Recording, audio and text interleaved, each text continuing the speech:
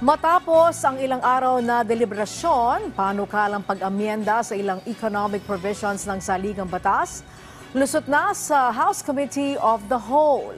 Naturang panukala, target na maaprubahan ng Kamara bago ang Holy Week break. Si Noel Talakay sa sentro ng balita.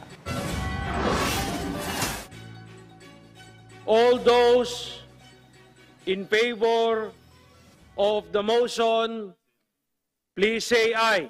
Aye. All those against, please say nay.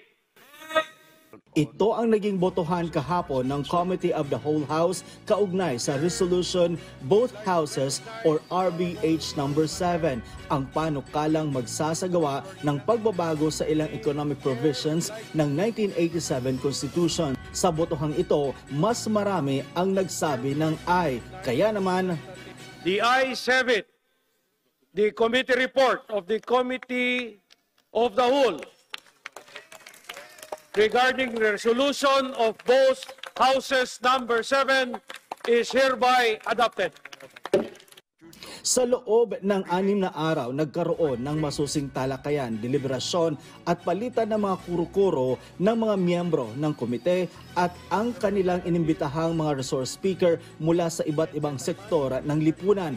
Pero may ilang miyembro ng komite ang hindi sang-ayon sa pag-aaproba ng RBH 7, partikular ang mga miyembro ng Makabayan Bloc.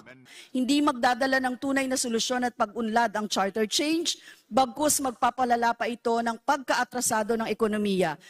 I submit, Mr. Chairman, that the instant resolution of both houses is fraud, both procedurally and substantially. Hindi man solid ang naging suporta, lusot na rin ang nasabing panukala sa committee level. Kaya naman sa susunod na linggo, sasalang na ito sa second reading.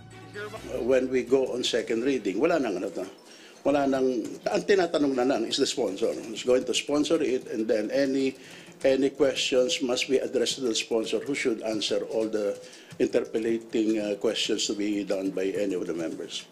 Hinikayat ni House Speaker Romualdez ang mga kongresista na makiisa sa deliberasyon ng RBH number 7.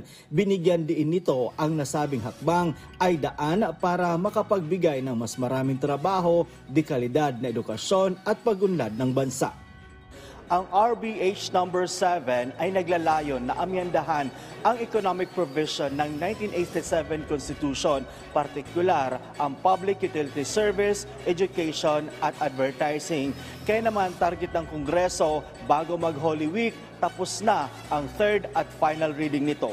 Noel Talakay para sa Pambansang TV ng Bagong Pilipinas.